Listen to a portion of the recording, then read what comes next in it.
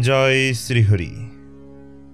ভাগবত কথার অনুরাগে সকল শ্রোতাবৃন্দকে প্রণতি জ্ঞাপন করে এবং শ্রবণ মাত্র পরমমঙ্গল সাধনকারী গ্রন্থরাজ শ্রীমদ্ ভাগবতের বন্দনা করে শুরু করছি শ্রীমদ্ ভাগবতের ষষ্ঠ স্কন্দের পঞ্চম অধ্যায়, নারদ মুনির প্রতি প্রজাপতি দক্ষের অভিশাপ। তাই সবাইকে মনোযোগ সহকারে শ্রবণ করার অনুরোধ রইল। তার আগে অমৃত কাদম্বিনী চ্যানেলটি সাবস্ক্রাইব না করলে এখনই সাবস্ক্রাইব করুন আর নিত্য ভাগবত কথা শ্রবণ করুন। হরি ওম তৎসৎ। নারায়ণম নমস্কৃত্য নরম চৈব নরোত্তমম দেবীম সরস্বতীম ব্যাসম তত জয়মতদীরয়েৎ।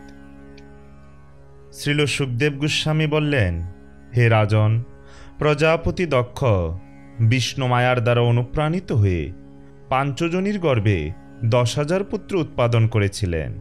তারা হর্যশ্ব নামে পরিচিত। হে রাজন, প্রজাপতি দক্ষের সেই সমস্ত পুত্রদের স্বভাব ছিল অত্যন্ত নম্র এবং তারা সকলেই ছিলেন তাদের পিতার অত্যন্ত বাধ্য। তাদের পিতা যখন তাদেরকে সন্তান উৎপাদনের নির্দেশ দিয়েছিলেন তখন তারা পশ্চিম দিকে গমন করেছিলেন। পশ্চিমে যেখানে সিন্ধু নদী সমুদ্রের সঙ্গে মিলিত হয়েছে সেখানে নারায়ণস্বর নামে একটি তীর্থস্থান রয়েছে। বহু মুনিঋষি এবং সিদ্ধগণ সেই স্থানে বাস করেন। হর্যশ্বরা সেই পবিত্র তীর্থের জল স্পর্শ করে ও তাতে স্নান করে বিশেষভাবে পবিত্র হয়েছিলেন এবং তাদের পারমহংস ধর্মে মতি হয়েছিল। কিন্তু যেহেতু তাদের পিতা তাদের প্রজাবৃদ্ধির আদেশ দিয়েছিলেন, তাই তারা তার বাসনা পূর্ণ করার জন্য কঠোর তপস্যায় প্রবৃত্ত হয়েছিলেন। একদিন দেবর্ষি নারদ প্রজা সৃষ্টির জন্য তপস্যারত হর্যশ্বদের দেখতে পেয়ে তাদের কাছে এসেছিলেন। দেবর্ষি নারদ বললেন, হে হর্যশ্বগণ, তোমরা পৃথিবীর অন্ত দর্শন করনি। সেখানে একটি রাজ্য রয়েছে যেখানে কেবল একজন মানুষ বিরাজ করেন। সেখানে একটি গর্ত রয়েছে যেখানে প্রবেশ করলে কেউ বেরিয়ে আসে না। সেখানে একটি স্ত্রী রয়েছে যে অত্যন্ত অসতী এবং সে বিভিন্ন মনোহর বসনের দ্বারা নিজেকে সাজায়। আর সেখানে এক পুরুষ আছে যে তার পতি। সেই রাজ্যে একটি নদী আছে যা উভয় দিকে প্রবাহিত। সেখানে একটি আশ্চর্য গৃহ রয়েছে যা 25টি উপাদানের দ্বারা নির্মিত। একটি হংস রয়েছে যে বহুবিধ শব্দ করে এবং একটি বস্তু আছে যা ক্ষুর ও বজ্রের দ্বারা নির্মিত এবং স্বয়ং ভ্রমণশীল। তোমরা সেই সব দর্শন করনি, সুতরাং তোমরা উন্নত জ্ঞানহীন অনভিজ্ঞ বালক। অতএব তোমরা প্রজা সৃষ্টি করবে কি করে?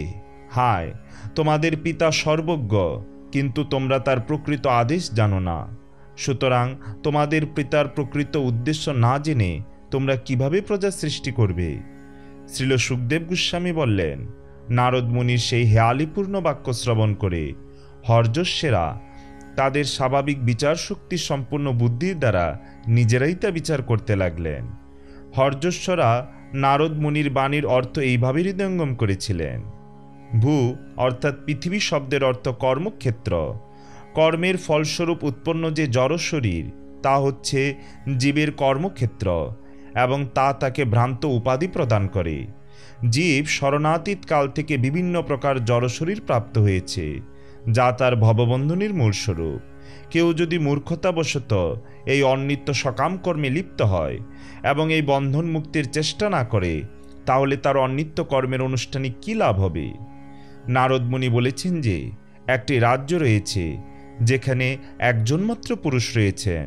হর্যশ্বেরা তার এই উক্তির তাৎপর্য হৃদয়ঙ্গম করতে পেরেছিলেন।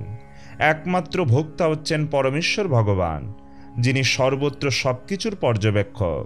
তিনি সরৈশ্বর্যপূর্ণ এবং সর্বত্রভাবে স্বতন্ত্র।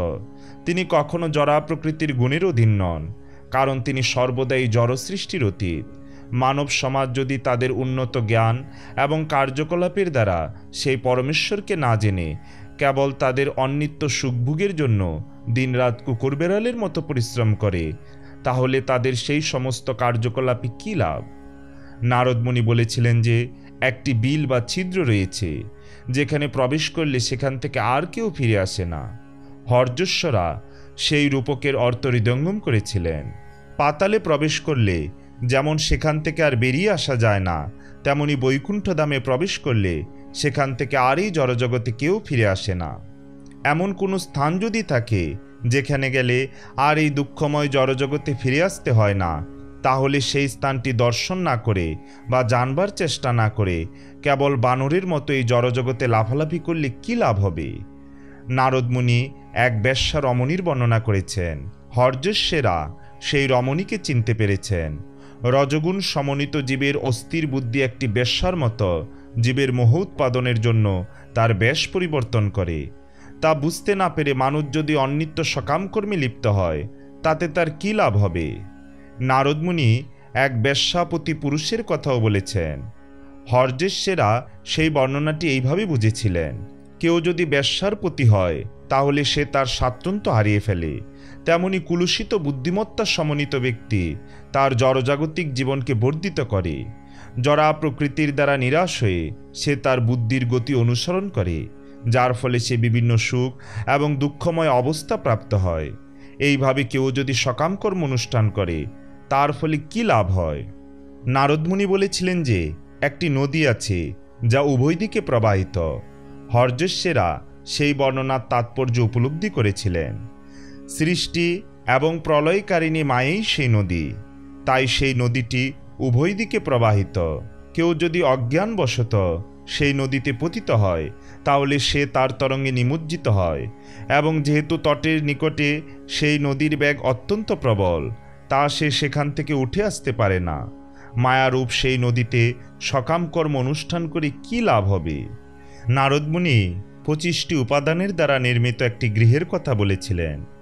হর্যশ্বেরা সেই রূপকের অর্থ হৃদয়ঙ্গম করেছিলেন।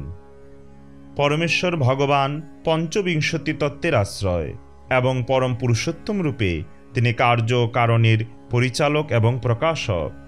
কেউ যদি সেই পরম পুরুষকে না জেনে অনিত্য সকাম কর্মে যুক্ত হয়, তাহলে তার কি লাভ হবে? নারদমুনি একটি হংসের কথা বলেছেন। এইভাবে সেই হংসটির তথ্য বর্ণনা করা হয়েছে। বৈদিক শাস্ত্রে স্পষ্টভাবে বর্ণনা করা হয়েছে কিভাবে সমস্ত জড় এবং চিন্ময় শক্তির উৎস ভগবানকে জানা যায়।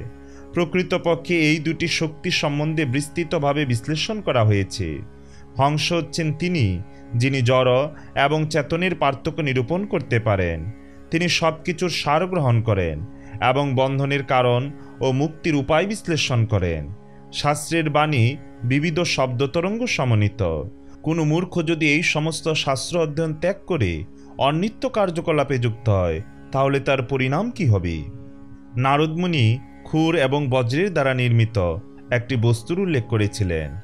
হর্যশ্বেরা সেই রূপকটির অর্থ এইভাবে হৃদয়ঙ্গম করেছিলেন। কালের গতি অত্যন্ত সুতীক্ষ্ণ, যেন তা ক্ষুর এবং বজ্রের দ্বারা নির্মিত। সম্পূর্ণ স্বতন্ত্র এবং অপ্রতিহতভাবে কাল সারা জগতের সমস্ত কার্যকলাপ পরিচালিত করে।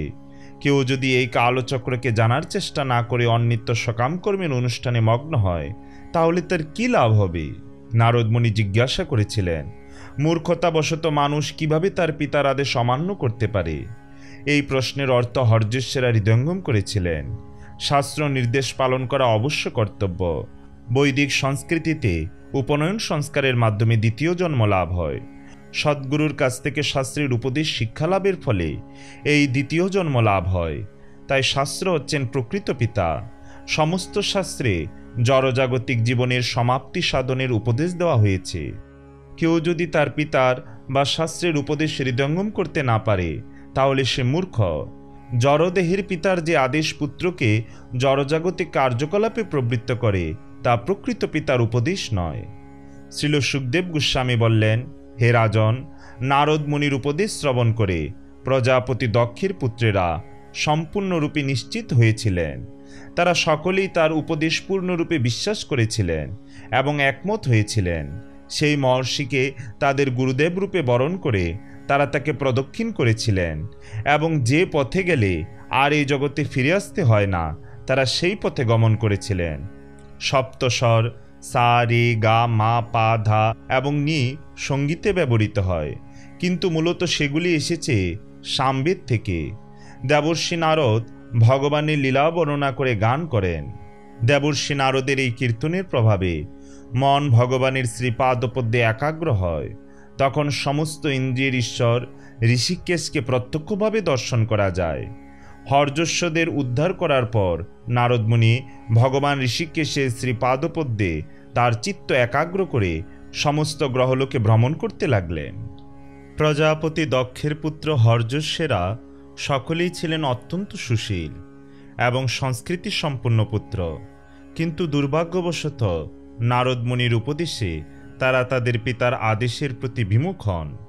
দক্ষ যখন সেই সংবাদ পান যা নারদমুনি তার কাছে বহন করে এনেছিলেন, তখন তিনি শোক করতে শুরু করেন। এই প্রকার সুসন্তানদের পিতা হওয়া সত্ত্বেও তিনি তাদের সকলকে হারিয়েছিলেন। অবশ্য এটি শোচনীয় বিষয় ছিল। প্রজাপতি দক্ষ যখন তার পুত্রদের হারিয়ে শোক করছিলেন, তখন ব্রহ্মা তাকে উপদেশ দিয়ে সান্ত্বনা দিয়েছিলেন। তারপর দক্ষ তার পত্নী পাঞ্চজনীর গর্ভে আরও 1000 পুত্র উৎপাদন করেছিলেন। তার এই পুত্রেরা সবলাস্য নামে পরিচিত ছিলেন। তাদের পিতার আদেশ অনুসারে সন্তান উৎপাদনের জন্য সবলাস্যেরাও নারায়ণ সরোবরে গিয়েছিলেন, যেখানে তার জ্যেষ্ঠ ভ্রাতারা নারদমুনির উপদেশ পালন করে সিদ্ধিলাভ করেছিলেন। তপস্যা করার দৃঢ়ব্রত ধারণ করে সবলাস্যেরা সেই তীর্থে অবস্থান করেছিলেন।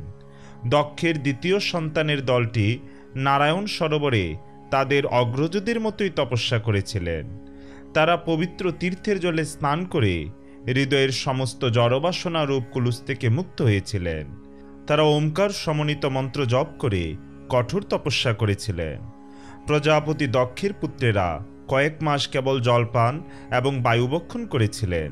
এইভাবে কঠোর তপস্যা করে তারা এই মন্ত্রটি উচ্চারণ করেছিলেন: ওম নম নারায়ণায় পুরুষায় মহাত্মনে বিশুদ্ধ সত্যধীষ্ণায় মহাহংসায় ধীমহি। অর্থাৎ, আমরা পরমেশ্বর ভগবান নারায়ণকে আমাদের সশ্রদ্ধ প্রণতি নিবেদন করি, যিনি সর্বদা তার চিন্ময় ধামে বিরাজ করেন। যেহেতু তিনি পরম পুরুষ পরমহংস, তাই আমরা তাকে আমাদের সশ্রদ্ধ প্রণতি নিবেদন করি। হে মহারাজ পরীক্ষিত, নারদমুনি প্রজা সৃষ্টি কামনায় তপস্যারত দক্ষ পুত্রদের কাছে এসে পূর্বে তিনি তার জ্যেষ্ঠ ভ্রাতাদের যেভাবে গূঢ় অর্থ সমন্বিত উপদেশ দিয়েছিলেন, সেই উপদেশ তাদেরও দিলেন। হে দক্ষ পুত্রগণ, তোমরা মনোযোগ সহকারে আমার উপদেশ শ্রবণ করো। তোমরা সকলেই তোমাদের জ্যেষ্ঠ ভ্রাতা হর্যশ্বদের প্রতি অত্যন্ত প্রীতিপরায়ণ, অতএব তাদের মার্গ অনুসরণ করাই তোমাদের কর্তব্য। যে ভ্রাতা ধর্মতত্ত্ব সম্বন্ধে অবগত, তিনি তার অগ্রজদের পদাঙ্ক অনুসরণ করেন। অতি উন্নত সেই সমস্ত পুণ্যবান ভ্রাতারা মরুত ইত্যাদি ভাতৃবৎসল দেবতাদের সঙ্গে জীবন উপভোগ করার সুযোগ পান। শ্রীল সুখদেব গোস্বামী বললেন, হে আর্য, যার দর্শন কখনো ব্যর্থ হয় না, সেই নারদমুনি প্রজাপতি দক্ষের পুত্রদের এই উপদেশ দিয়ে সেখান থেকে প্রস্থান করেছিলেন। দক্ষের পুত্ররা তাদের জ্যেষ্ঠ ভ্রাতাদের পদাঙ্ক অনুসরণ করেছিলেন। সন্তান উৎপাদনের চেষ্টা না করে তারা ভগবত ভক্তিতে যুক্ত হয়েছিলেন। সবলাস্যরা ভগবত ভক্তির দ্বারা অথবা পরমেশ্বর ভগবানের কৃপার দ্বারা লভ্য সর্বত্রভাবে সমীচীন পথ অবলম্বন করেছিলেন। তাই পশ্চিম দিকে চলে গেছে যে রাত্রি, তার মতো তারা আজও ফিরে আসেননি।